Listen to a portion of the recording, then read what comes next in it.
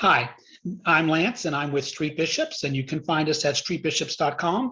And today's topic is, well, the overall topic, of course, is how to start your ministry. But today's topic, the topic of this video is how do you measure success, right? How do you measure success?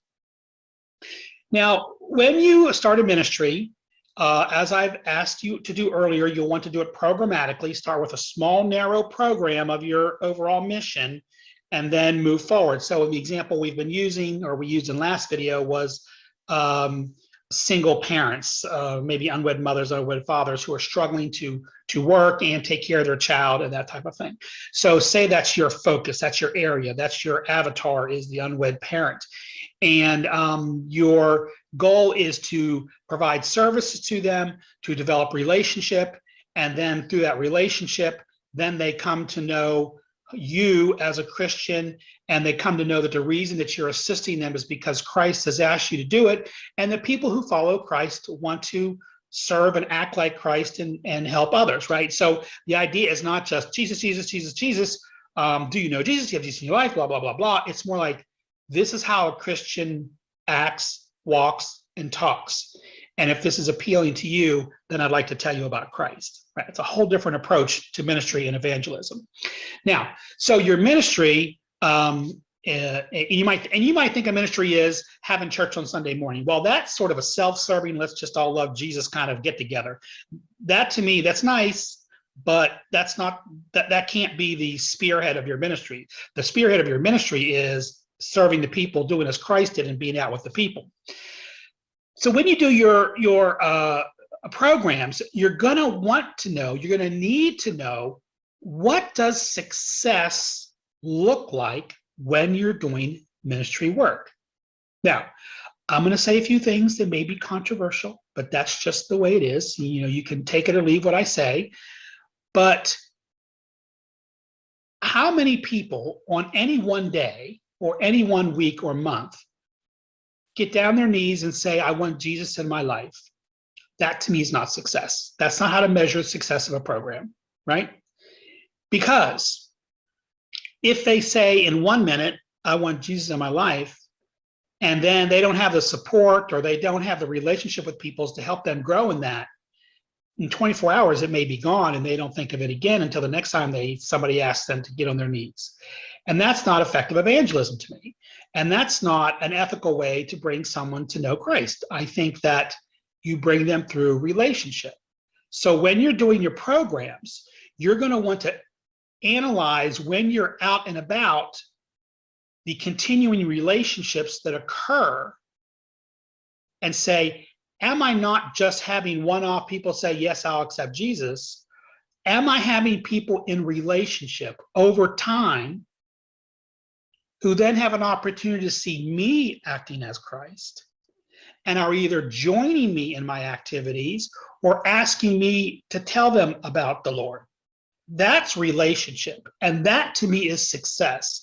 So let's talk a minute about how that might be operationalized. So say we're doing a feeding program. So our goal is to feed the people I live in Volusia County, Florida. So let's say my goal is to develop relationship with those in need in Volusia County who need feeding, okay?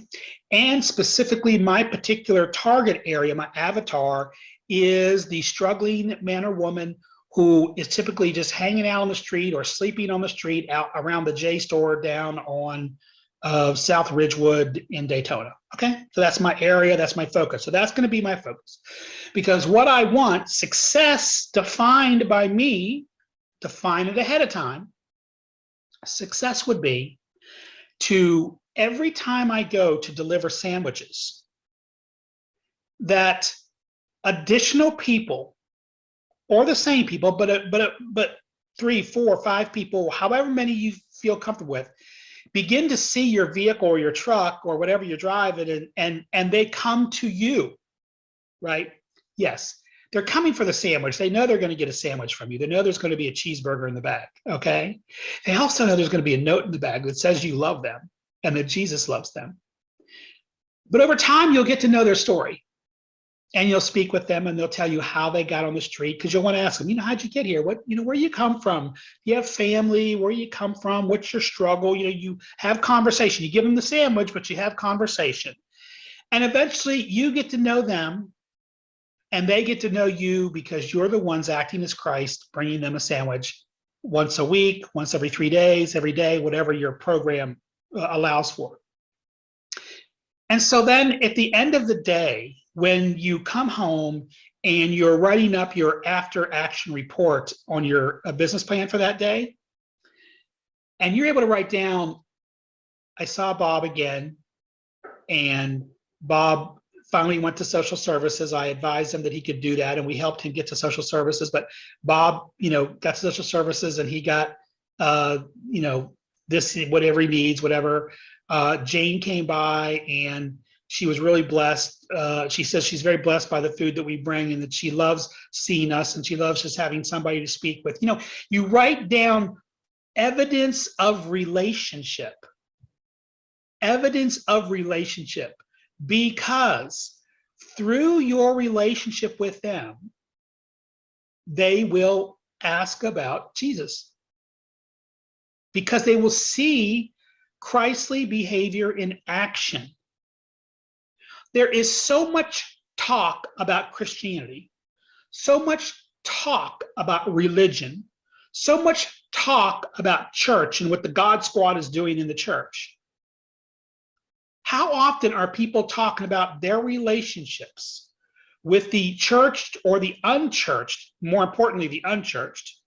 You can hang around all the Christians you want, and I'm not sure what good that does. I mean, you're hanging out with Christians, you're not bringing people to know Jesus, are you? But when you're hanging around people who may not, we don't know, we can't see in someone's mind, they may be devout Christians and we don't know it. But where through the evidence of their lives and the struggle, they may not be focusing, we may not think they're focusing on Christ.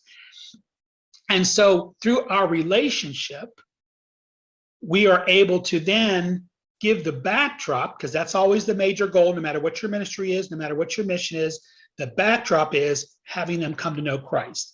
That's not the mission. That's just the unspoken reason we exist. The mission is feeding people, doing whatever we do. So when you do your after action report, you're going to want to document, how do you see relationships developing? So it may happen a teeny bit on the first sandwich delivery, a little bit more on the second, but remember the rules of 3. The first time is an anomaly. The second time it's getting interesting. The third time it must be real. That's how a lot of us will react to interactions with people. The first time, I don't know, looked good, sounded good, maybe it's good. The second time we interact with them, that's interesting. There's consistency between the first time and the second time. This person does seem kind of nice. By the third time you interact and give that sandwich, that individual knows you mean business. And they're going to see that your consistent behavior is service. Now, if all they see is that, and you're wearing the shirt that says Christ sent me, or Jesus sent me, right? And you've got consistent behavior, and you're being Christ-like, and you're using wonderful words, and you're staying positive, and you're focusing on love with them, that's success. That will lead to them asking you about Jesus. That will show them that being a Christian has impact. That is success. So how do we measure success in our program? We're going to look at our after action reports. We're going to analyze the conversations we have with people when we're there. It's not about how much we talk about Jesus. That's not where success is measured, because talk is just talk. It's about the context of what we're saying. If we're talking about Jesus to explain why we're out giving the sandwiches, that's talk about Jesus that really, where the rubber meets the road. If we're talking about Jesus because they feel alone and we want to let them know, well, there may be nobody here physically for you, but spiritually, the Spirit of God is with you. So try not to feel as lonely. Or when you do feel lonely, close your eyes and meet God for a few minutes. That's the conversation that counts, not trying to convert them in the parking lot. So measuring success, each of us will have our own discrete way of measuring success. I'm encouraging you to measure it the way I do. This is the way Lance measures success. You may measure it by the number of people that get down on their knees and accept Jesus, and that's great. Not my thing. That's just, to me, that's here today, gone tomorrow, whatever. Because I've seen it. For decades, I've seen it. But I've also seen for decades where relationship leads to long-lasting questions about the Lord and brings people to have that lifestyle and to want to accept Christ and then follow the Holy Spirit through their day. So measure success by what you experience through relationship. Document that as much as you can in your after-action reports. After every event, which each business plan, document the relationship. This is another one of those videos where I'm asking you to write things down, because you have to document in order to analyze over time. You have to document if you're going to go to somebody and ask them to invest their hard-earned money into your ministry.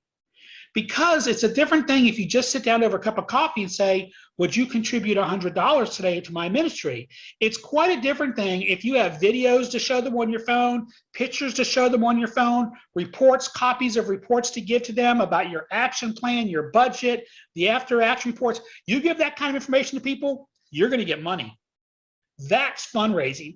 When you fundraise from evidence and you let people know that, look, you can help me develop my successes because I developed these relationships, and you can help me develop more relationships if you can't come along with me, or if you want to come along with me also. The way you can is you write me a check for $100, and that'll allow me to do this 3 times more, or this will allow me to touch at least a dozen more people in a very meaningful, long-term way. And which means that even after you give me that $100, I'm going to come back to you in a month, and I'm going to show you in writing what that $100 has done in the lives of other people that we're trying to develop a relationship with and bring to Christ. So we're not writing all this down just as an exercise. We're writing down because we learn from it. We measure success from it, which is what this video is about. And that will lead to success in fundraising and gathering more donors, gathering more volunteers, gathering more advisors. That's how you grow a ministry, okay? But this video is about success specifically, and success comes, I believe, through developing relationships with people who do not know the Lord, or who may not, or we don't know, but developing new relationships with people through whom they can see us do the Christ walk. And after all, that's what we are commanded to do, and that is success for us. Keep in mind, even if not one person comes to know the Lord from our activities, if we and our volunteers are acting as Christ in what we do, isn't that success? Isn't that what we're commanded to do? So it's not only what we are doing to follow Christ, it's ideally developing relationship with others and helping them see what Jesus looks like in action, so that they may then come to know the Lord. So that's on success today, how to measure it. I hope that was helpful. You can always come see me at streetbishops.com. So I want to thank you for coming by and watching this video today. Please be sure to click on the subscribe button below if you're watching this on YouTube. And I want you to also mark the bell so you get notifications. If you're watching this video somewhere else, head on over to YouTube, to Street Bishops, that channel, and go ahead and subscribe while you're there so that you can get additional videos. And you can come by our Facebook page at Street Bishops. And so we just want to connect with you and hear from you often. You can also write to me at secretary@streetbishops.com. Have a great day, and we look forward to seeing you in our next video.